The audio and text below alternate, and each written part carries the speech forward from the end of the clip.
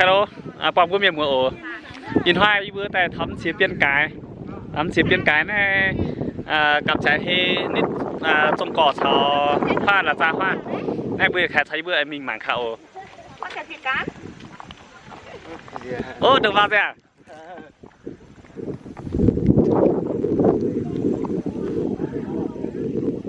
đây đó hết bữa mảng này sẽ em gặp trái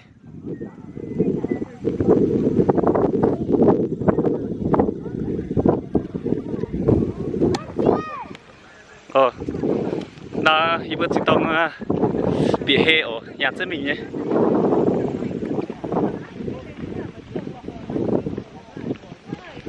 trang tài bịa tàu rủn in hoa này bữa mày ip pia tàu mày ip pia tàu bịa đi bữa mình đảng nhá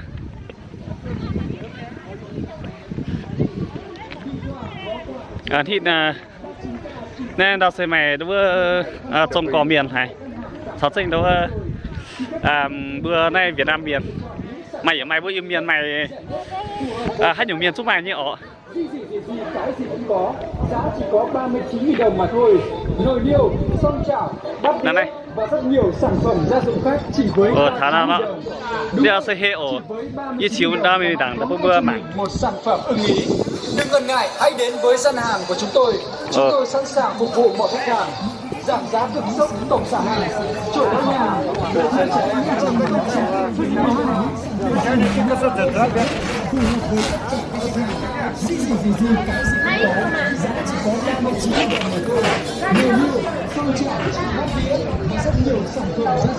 đó là đào xe cái này là của Việt Nam mình đây. Trung Quốc chắc vào châu kia à? Nhỉ? Đó. Chưa thấy đồ của Trung Quốc. Đây là xem thịt nướng này. Không còn gì. Ôi nướng này ấy quá. Ủa như ấy thôi mà. Mình có tất cả nó có à? Cả con chiều cháu của ông. Ê! Chào thế tin mà. Chào. Hai mà. Xin chào. Cái này diễn chim bò.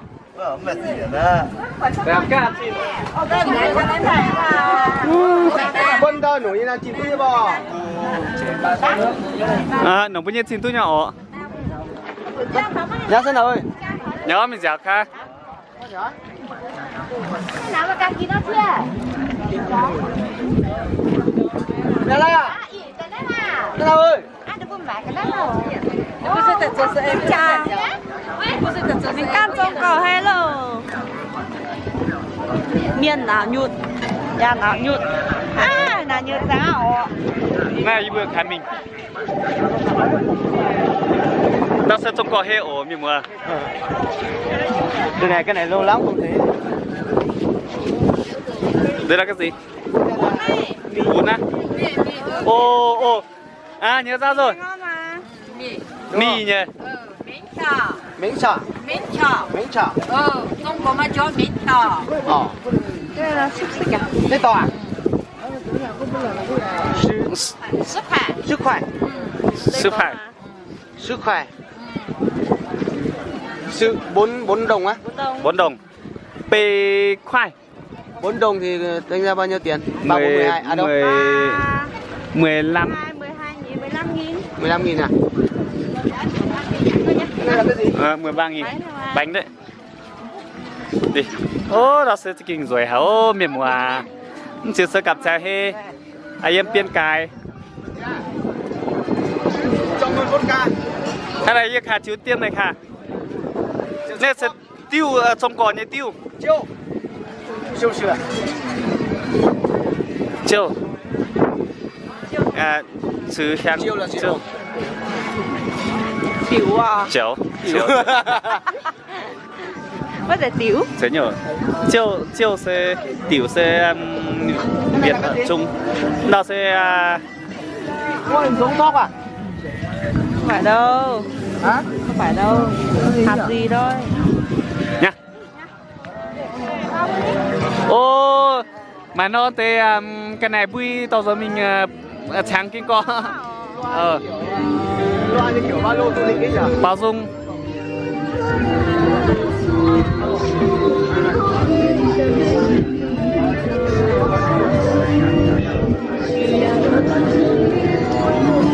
Loa rẻ bộ rồi nhà đi luôn. Bảng á bộ. Bảng á.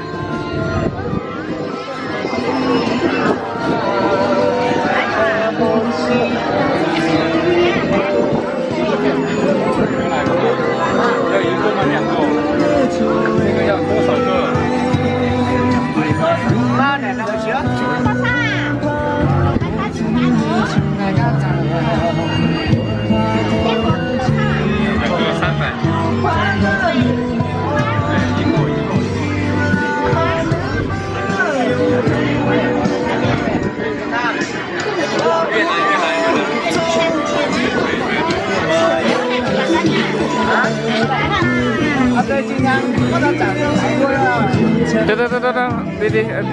đi chơi đi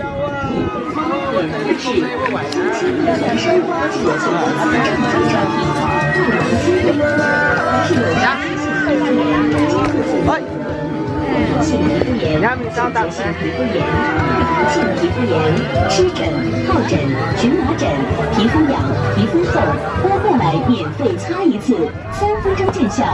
七星剑、白藓皮、大黄、毒蛇汁、乌毒、狼毒草，这一堆都是免费试、免费擦的。牛皮癣、皮骨癣、花斑癣、金钱癣、脚臭、脚痒、水泡、香港脚、汗斑，都过来免费体验，免费擦，马上试，马上见效。全身痒、全身抠、全身长疙瘩的、长痱子起斑斑的、脚趾长水泡的、白天痒、晚上痒、吃了热的、喝了酒的都痒，吃了发物的也痒，都过来免费擦啦，3分钟见效。擦上去，身上凉爽爽的，一身轻松。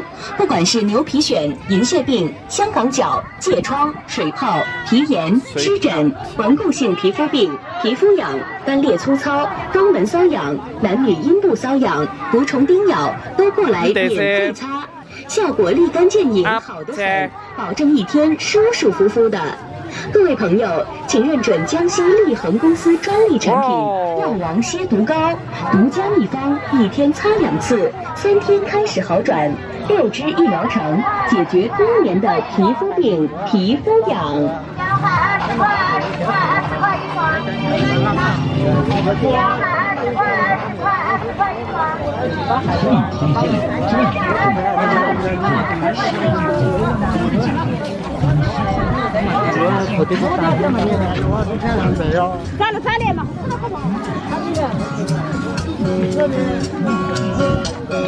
我们一起学猫叫，一起喵喵喵喵喵，在你脸上打个照，还有个喵喵喵喵。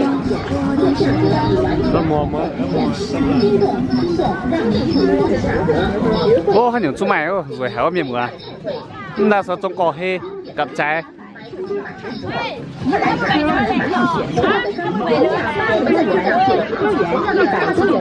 现在一律只卖20元，样样20元，20元一样，样样20元，20元一样。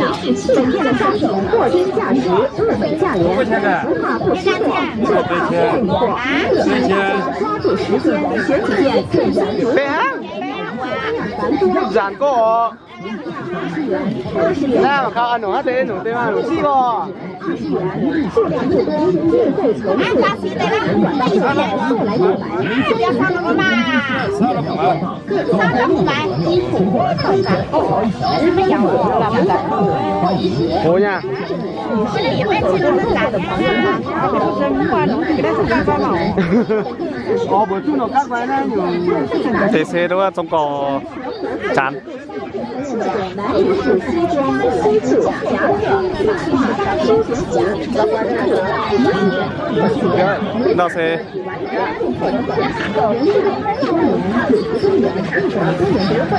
nó sẽ ngừa dụ lìm dùng ngao như tông tiền thông phụ tùng xe máy giỏ chia như cái này mày nhường chúng mày nhé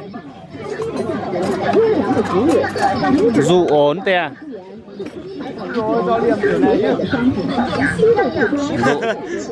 Thằng đó tao tại thề mặt tê nhung cái này nó. Đúng rồi nhỉ. Quay mặt tê quá.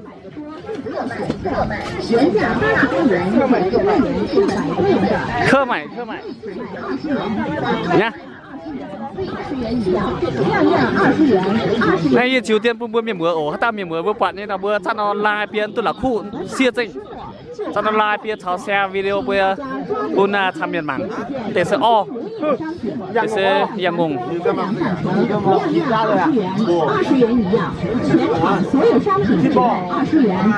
Yang ngùng o. Em diễn nào mà khá nhá.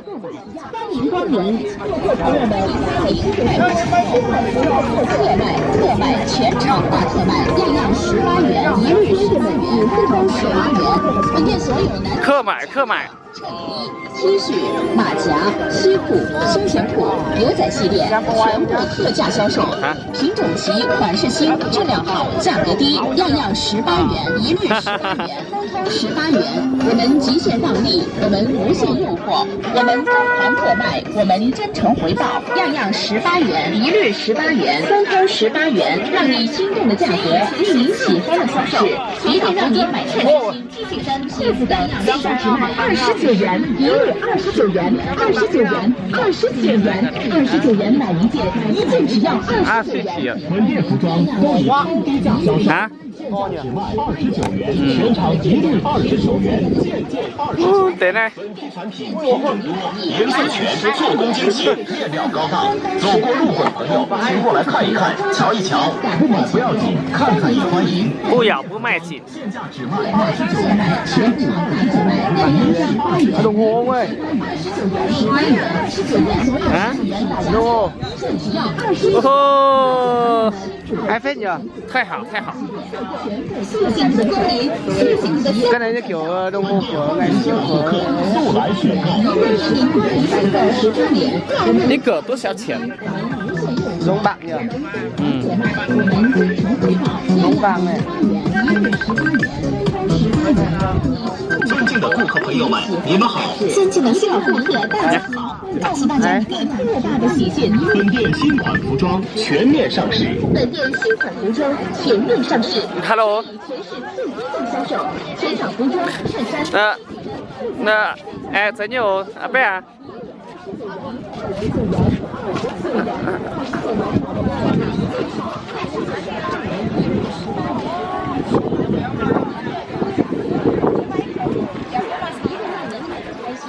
哦。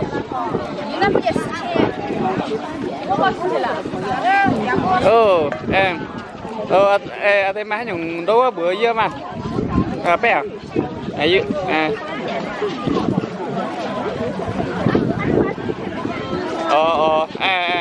Thế mà hai nhung soi bữa giờ khỏi lý do tự nhiên tại chuyến đi bữa bé ở đi bữa chính tông dân dân chia cả trái hết đi. Bữa nay mà.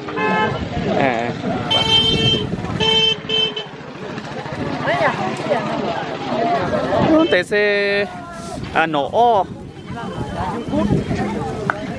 thật chính nhiều. Có phải chim cút không? Từ từ. Thế sẽ chết suy. Mà tôi khu nhỏ. Chết đát này. Chết chui này. Tăng. Me rừng này. Me rừng này các bạn ơi. Mời nhá.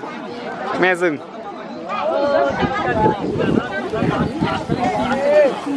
Wow. Còn quá gì à? Thơm nhỉ? Này là gan à?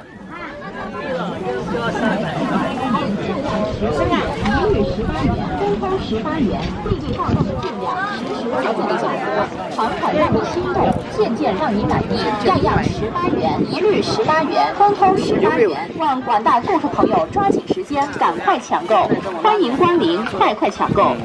特卖，全场特买，样样18元，一律18元，通通18元。本店所有男士夹克、衬衣、T 恤、马甲、西裤、休闲裤、牛仔系列。 Không biết là bộ của nó là bao nhiêu?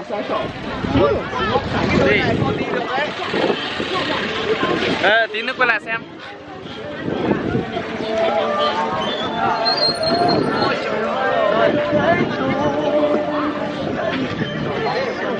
Mà bữa nó nếu bữa mình lộ cái này nhắn nữa bữa tôi mình sao ha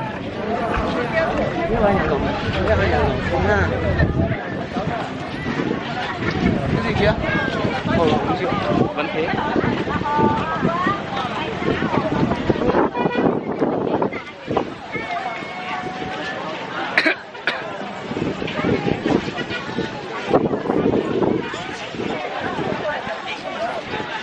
miền Sam hảo miền mùa à nên nó tổng sẽ he gặp trái he yếm chia Trung Quốc thảo bữa Yên Nam để sao điểm của hai nước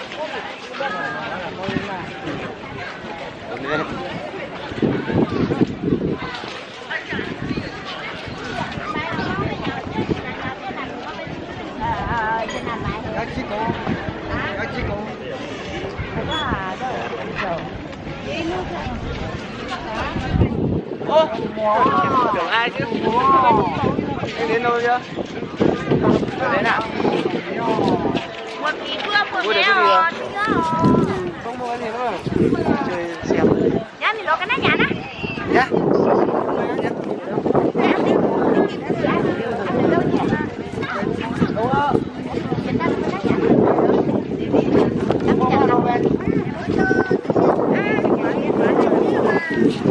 nên là biến đâu thôi mà à đây đây hàng mà phân bò con này thật phân à chào cả anh em nào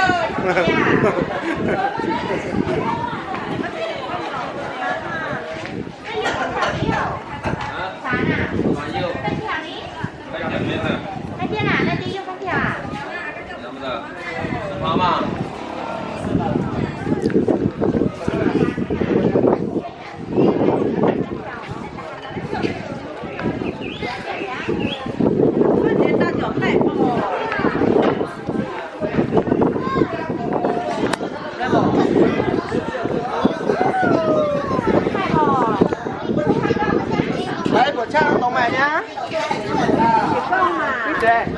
anh ấy bữa sinh tông lò tông nhận hàng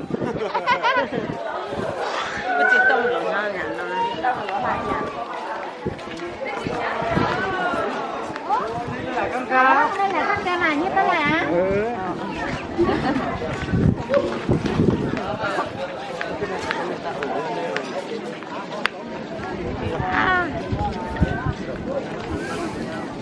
nhất sao tại cao ta vẫn có mấy cái này nhất sao tại cao ta à có mấy thật này à thật lớn à lớn à có mấy thầy chụp làm nào á và thu hứa có cái có vừa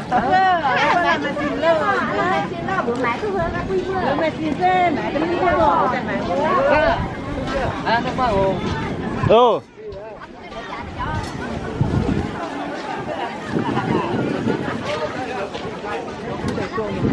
ta sẽ cho con he ở bữa mặn này xong có he thế này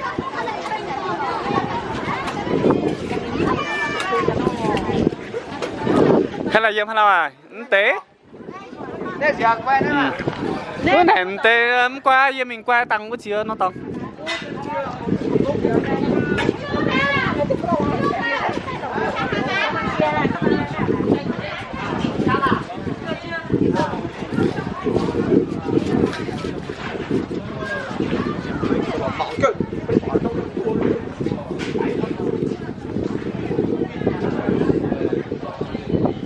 này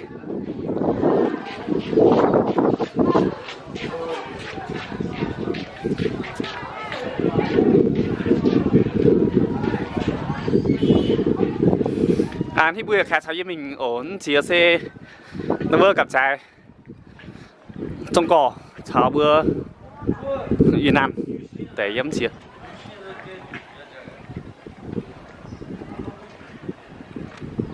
ยืนถึงต้องฟังnày phá thằng này giờ cho nó phang tập bữa mảng nữa nó hit nào hit non video lãnh sinh bữa miền vừa thầm xăm nhỉ này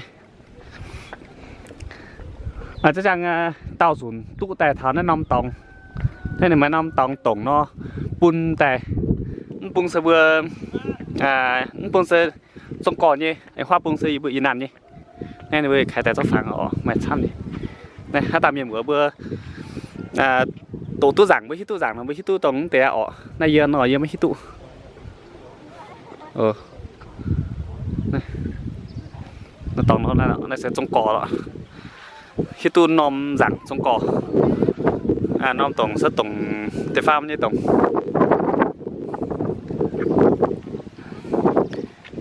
em chiếm bung em bung xe mặt sinh bữa Yunnan ở Yunnan bữa nom đa xe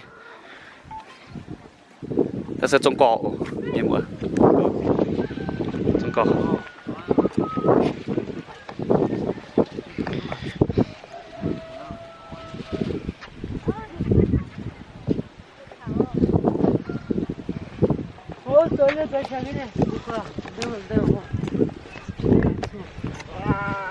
nè